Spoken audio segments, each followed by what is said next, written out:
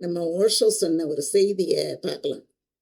என்ன அப்படி அவர் சொல்லியிருக்காரு அப்படின்னா, அவருடைய செய்திகள் எல்லாமே ரொம்ப நல்லா இருக்கும். அவருடைய புத்தகங்கள் படிக்கிறதுக்கும் ரொம்ப சுவாரஸ்யமா இருக்கும். தைரியம் அப்படிங்கிற ஒரு புத்தகத்துல அவர் குறிப்பிட்ட இந்த செய்தியை தான் இன்னைக்கு நான் உங்களோட பகிர்ந்துக்கலாம் அப்படின்னு நினைக்கிறேன்.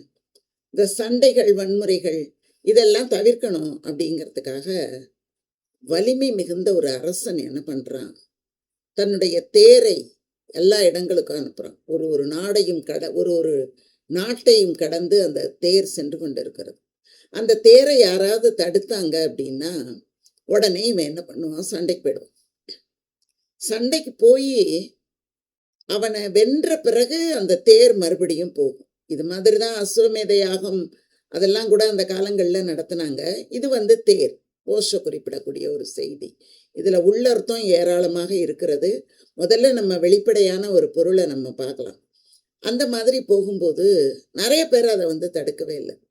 அப்படி தடுக்காமல் அந்த தேர் எங்க போய் சேர வேண்டும் என்று கருதுகிறோமோ அந்த இடத்துக்கு போயிட்டுது அப்படின்னு வைங்களேன். அந்த மன்னன் 1000 ஆண்டுகளுக்கு ஒரு முறை தோன்றிய ஒரு மன்னனாக கருதப்படுவான். மகா பெரிய ஒரு சக்கரவர்த்தியாக கருதப்படுவான். அது மட்டும் இல்லாம அவன் இறந்த பிறகு அவனுக்கு மிகச் சிறப்பாக அந்த இறுதி யாத்திரைக்கு வேண்டிய அனைத்தையும் செய்வார்கள். ஏன்னா அவன் 1000 ஆண்டுக்கு ஒரு முறை தோன்றிய அபூர்வமானவன் அப்படின்னு மக்கள் எல்லாரும் கருதுவாங்க, உலகம் கருதும். அப்படிதான் அந்த நிகழ்ச்சி நடக்குது. அப்போ நிறைய பேர் என்ன பண்றாங்க, வரக்கூடிய அந்த தேரை யாருமே தடுத்து நிறுத்தல. இது கோழைத்தனம் இல்லையா? தடுத்து நிறுத்த வேண்டாமா அப்படின்னு நம்ம கேட்குறோம்ல. ஏன்னா எதையாவது நாம தடுத்து நிறுத்தல அப்படின்னா நம்ம என்ன பண்றோம், கோழைகள் அப்படின்னு நம்மளை குறிப்பிடுறாங்க.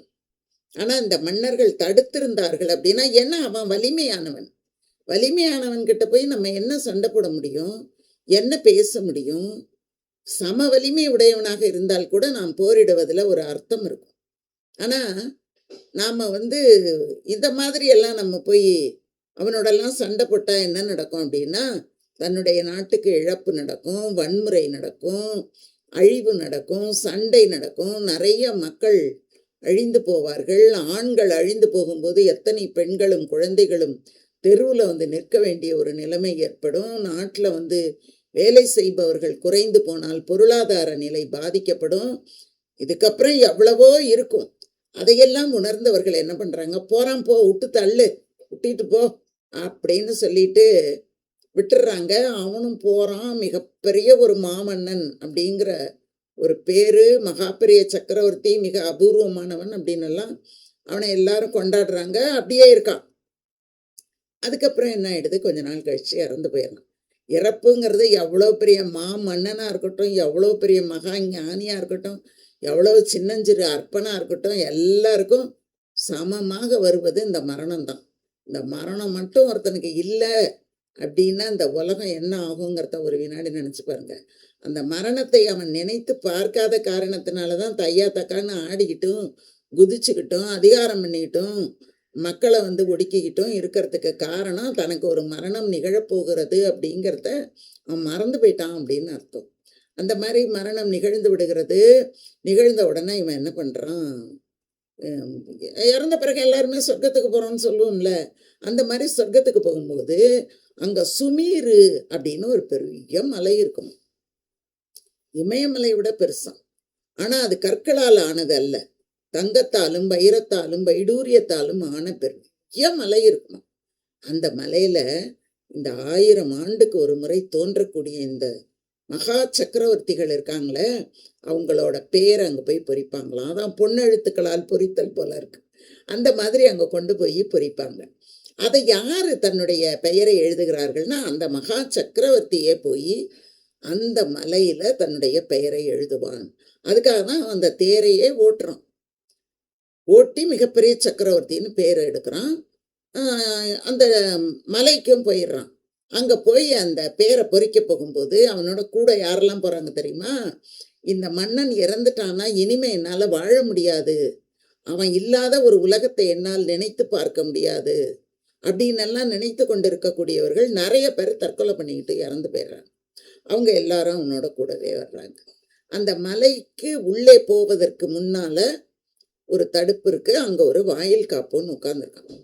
அந்த வாயில் காப்போன் கிட்ட போய் இவங்க கேட்குறான், நான் என்னுடைய பெயரை பொறிப்பதற்காக வந்திருக்கிறேன் அப்படின்ன உடனே, இந்தாங்க உங்களுடைய பெயரை எழுதுவதற்கான அந்த சின்னஞ்சிறு சிற்றுளி, அதை அப்படியே பிடித்து கொண்டு எழுதுவதற்கான ஒரு ஆணி, ஒரு சின்ன சுத்தி எல்லாத்தையும் கொடுத்து, சுத்தின்னா சுத்தி இல்லை சுத்தியல், அதையும் கையில் கொடுத்து எடுத்துட்டு போங்க அப்படின்னு சொல்லும்போது அவர் சொல்றாரு, என்னோட கூட வந்தவங்களை எல்லாம் நான் கூட்டிட்டு போகலாமா அப்படின்னு சொல்றாரு. இப்போ அவன் சொல்றான், கூப்பிட்டுட்டு போனீங்கன்னா நீங்க பெரிய கஷ்டத்தை அனுபவிக்க வேண்டி வரும் அப்படின்னு சொல்றான் அந்த வாயில் காப்போம். அது மட்டும் இல்லாம நாங்க பரம்பரை பரம்பரையா இதுதான் எங்க தாத்தா தாத்தா தாத்தா தாத்தான்னு எத்தனை தலைமுறை உண்டோ அத்தனை பேரும் இந்த மலைக்கு முன்னால இருக்கக்கூடிய வாயிலை காப்பது தான் எங்களோட வேலை. எங்க வீட்டில் இப்படிதான் சொல்லியிருக்காங்க. பெயர் எழுத போகும்போது அவங்க மட்டும்தான் போகணும். மற்றவங்க போனாங்கன்னா நிறைய கஷ்டத்துக்கு உள்ளான மன்னர்களை எல்லாம் எங்கள் தாத்தாலாம் பார்த்து சொல்லியிருக்காங்க. அதனால் உங்கள் சௌரியம் ஆனால் இல்லாமல் போனால் நல்லது அப்படின்னு சொல்லிடுறோம். ஸோ உடனே இவர் என்ன பண்ணுறாரு, சரி அப்படியே நான் போகிறேன்னு உள்ளே போகிறாரு. பெரிய வைடூரிய மலையை பார்க்குறாரு. பார்த்தா ஒரு இடம் கூட இல்லை இவருடைய பெயரை எழுதுவதற்கு. மலை முழுவதும் பெயரால் எழுதப்பட்டிருக்கிறது. பார்க்குறான், தான் எவ்வளோ பெரிய ஆளு, எவ்வளோ பெரிய மன்னன், இந்த உலகத்தையே ஒரு குடை கீழே கொண்டாந்த ஆண்டவனா, எனக்கு இந்த மலையில பேர் எழுதுறதுக்கு ஒரு இடம் இல்லை.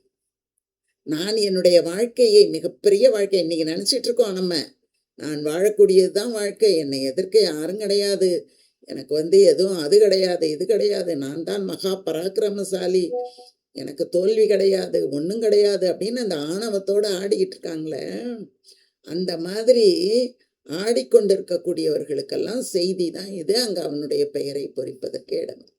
ஏன் அப்படின்னா ஏகப்பட்ட பேர் ஏற்கனவே பொறிச்சிருக்கு, பேர் எழுதியிருக்கு.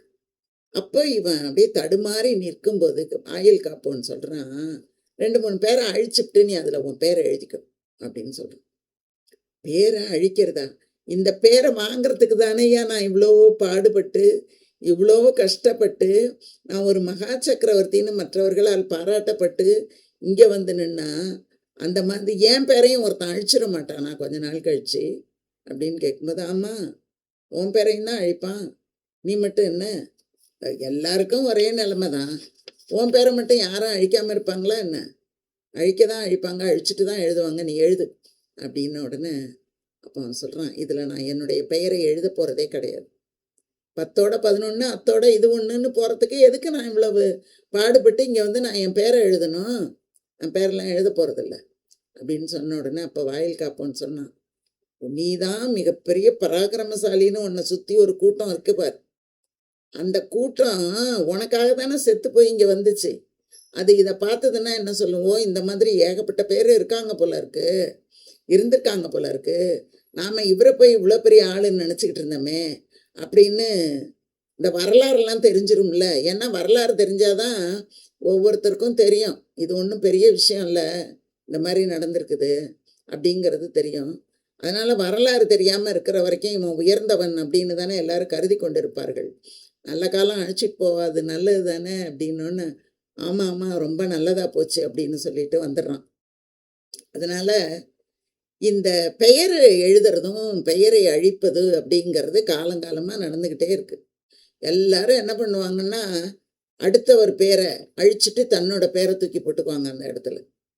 இது காலங்காலமாக நடக்குது. வரலாறுகள் எல்லாம் அப்படிதான் புனையப்படுகின்றன. பழசெல்லாம் அழிச்சிட்டு புதுசாக ஒன்று கொண்டாந்து எழுதுவாங்க.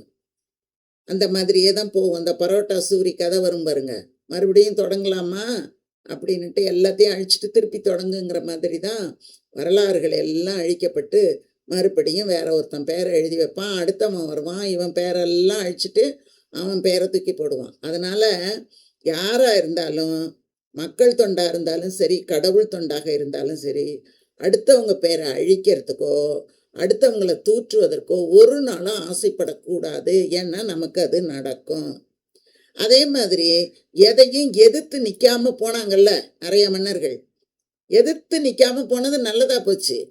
எதிர்த்து நின்னு சண்டை போட்டு இவன் பேர் எழுத போய் அவனே அவமானத்தோட திரும்பிட்டான். அப்ப இந்த மாதிரி எதிர்த்து நின்னா என்ன நடக்கும்? வன்முறை நடக்கும், கொலைகள் நடக்கும், கொள்ளைகள் நடக்கும், இன்னும் என்னென்ன வேணாலும் நடக்கும். எதிர்த்து நிக்காம அவன் அப்படிதான் அப்படின்னா ஒதுங்கி போயிடுங்க அப்படின்னு சொல்லும்போது அது நமக்கு பாதுகாப்பாக இருக்கிறது. இதைதான் ஓஷோ தன்னுடைய இந்த கதையில குறிப்பிடுறார். சரிங்களா? அதனால நாம ஒவ்வொன்றையும் கேட்கும்போது புதிய புதிய விஷயங்களா நம்ம தெரிஞ்சுக்கிறோம். அதை நம்முடைய வாழ்க்கையில பின்பற்றினாதான் அந்த விஷயங்களுக்கும் மதிப்பு, கேட்ட நமக்கும் ஒரு மதிப்பு. சரிங்களா? நன்றி, வணக்கம். தொடர்ந்து பாருங்க. நிறைய செய்திகள் உங்களுக்காக புதுசு புதுசா படிச்சு சொல்லிட்டு இருக்கேன். அதனால கேளுங்க. நன்றி, வணக்கம். வாழ்க வளமுடன்.